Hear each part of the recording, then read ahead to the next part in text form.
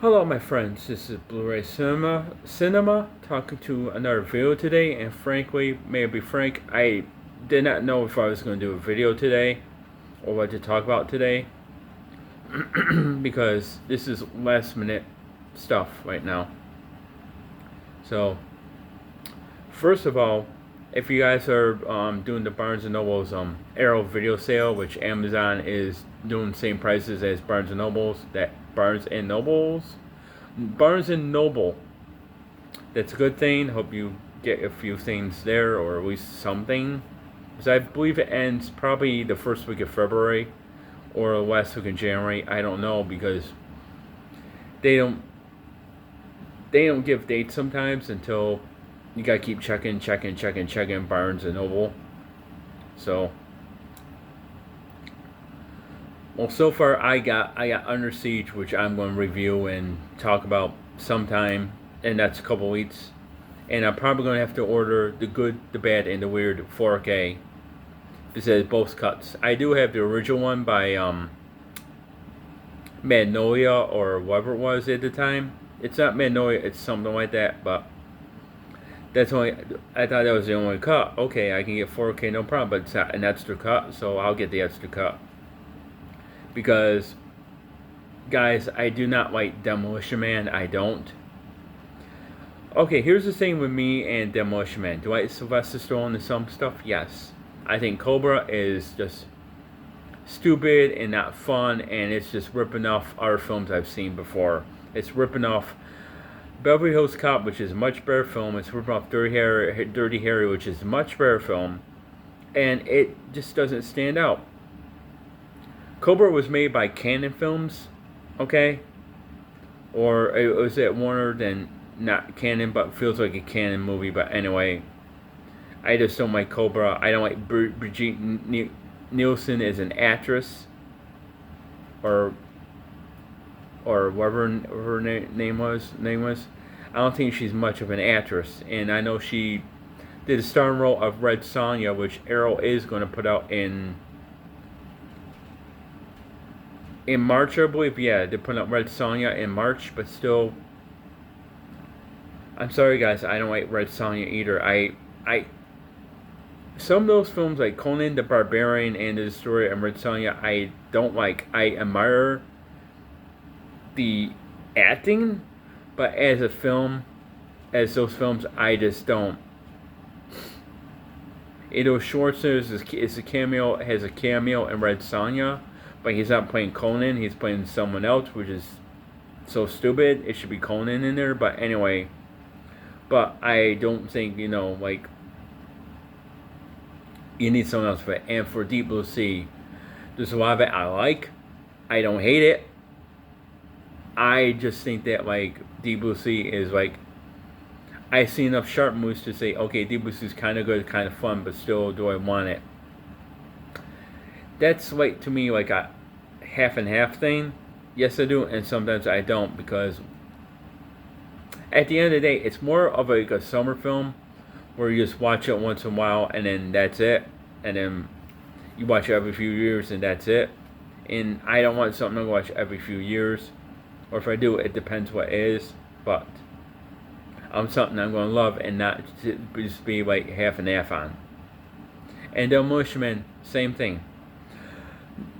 No, scratch that. Here's the thing on Demolition Man. I like the word. My bad. I like the world building. I like all of that. I like, okay, it's a world. You have, it starts in the future of 1996, then goes 35, 40 years later, when it should have been over 200 years later. But that's a little nitpick. Some of the stuff that between Sandra Bullock and Sylvester Stallone does reminds me a little bit of Woody Allen's Sleeper. If you've never seen that film, check it out. You'll know what I mean when you see that film. You know what I'm talking about. Anyway, but it should be just world building. constantly through the whole film, and Stallone should not be top billing. I mean, it should have been either A, ensemble piece, B, he should step back a little bit instead of and C, it should not turn into, or number 3, turn not into the third act should have been a Stallone just action picture. You had all this world building. You had Wesley Snipes doing what he was doing when he got thawed out. Okay. Yeah, Stallone to stop him, but then Stallone needs help. And it should have been that. Instead of Stallone taking over, because these cops, these police force doesn't know what to do with criminals, because everything so violence has been ruled out. Well, okay, but if you're gonna have stuff that in the future that's not there anymore is banned, be there, make it funny. Like, they make it funny, but then that gets dropped. But third act, all that is dropped. You got Dennis Leary doing Dennis Leary, which is not great.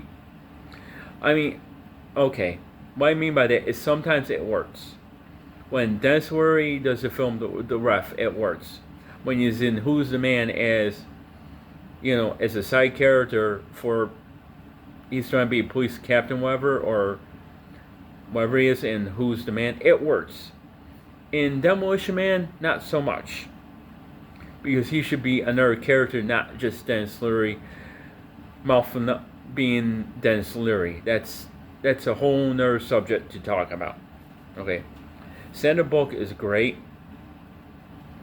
Stallone is great, but he needs to step aside a little bit when it came to the third act.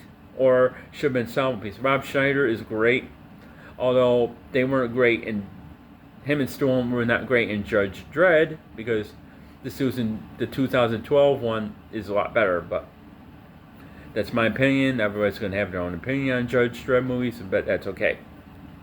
Wesley Snipes is good. The casting is pretty good. The world that they built is great. Why didn't you finish with that? We have in every restaurant being Taco Bell, but in our country, every restaurant is Pizza Hut.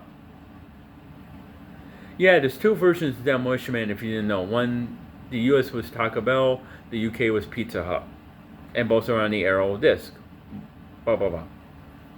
But that's the nitpick I have. There's a lot I like about Demolition Man. Just when there's certain scenes make me kind of cringy. Especially about the radio listening to hot dog commercials. Yeah, that kind of that's kind of like a 5-year-old, that would be their favorite. But that's a little nitpick. But the third act, it just fails. It just fails by the third act, and I wish it didn't, because I would say Demolition Man, yes. It's, to me, yes, with a marginal down here because of it fails by the third act. By that, the more than half, I say yes.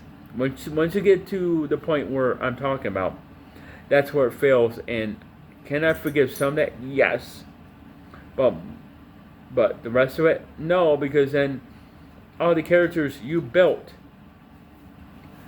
like Sandra Bullock and stuff, are almost off to the side. Rob Schneider's off to the side. It's like they're not forgotten about, but they're off to the side. Why not incorporate them? See what I'm saying?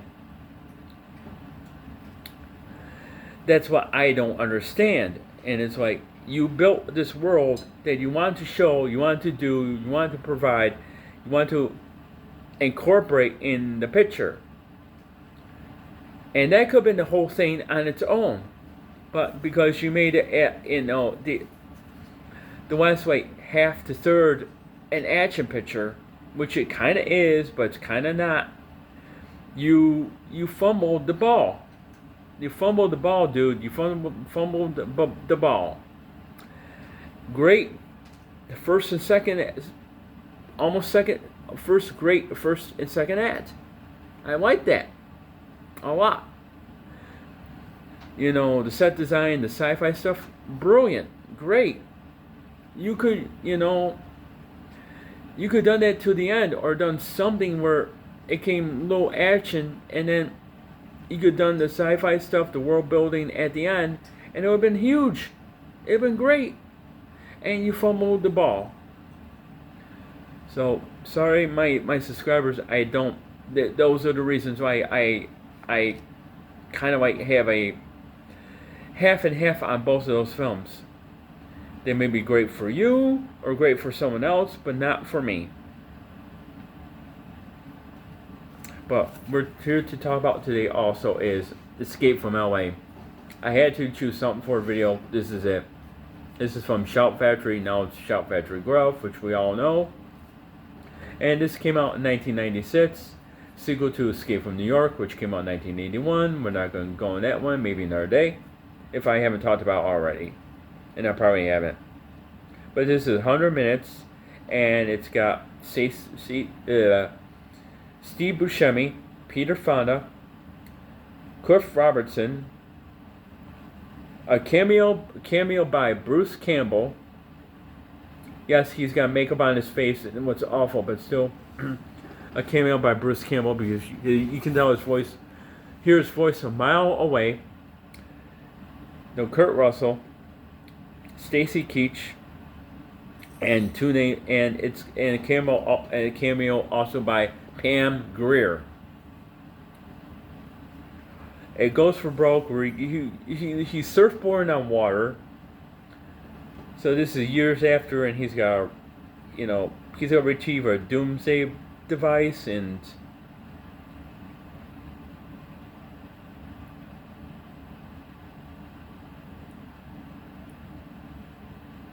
go for broke. So this takes place in Los Angeles, where it's a time thing again, blah blah blah. But it's good. Oh yeah, there's the back for you folks right there. There's the front cover right there, the slip cover, which I don't think Shout Factory does anymore because it's under Grove. So you get no posters anymore. Or what you do, I don't know, because I haven't ordered from Grove yet, or Groove, or whatever you call it. So let me know in comments below if you ordered anything from the Grove or Groove website, and there's anything from Shout Factory you pre-order on that site now. Do you get posters or anything? Please let me know in comments below and hit that button. And thank you. And there's the back of the Blu-ray. There's the front part. This is the theatrical poster thing. And this is 1080p. I'll read you the special features on the back. There's not many, but there's a few.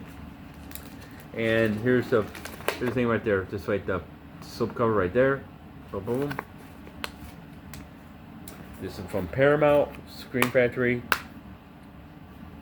So, special features. New 4K scan from the original camera negative.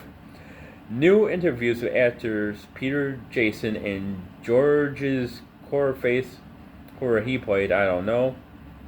Visual effects artist David Jones and more. Still gallery TV spots theatrical trailer.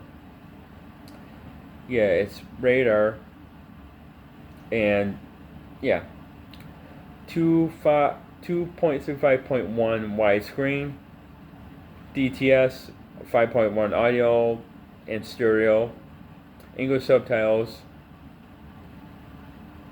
and special features are not rated. Sorry if I had my head down, didn't mean to, but yeah, this is good. I like this movie. A lot of people put this, if people rate John Carpenter films, they rate this real low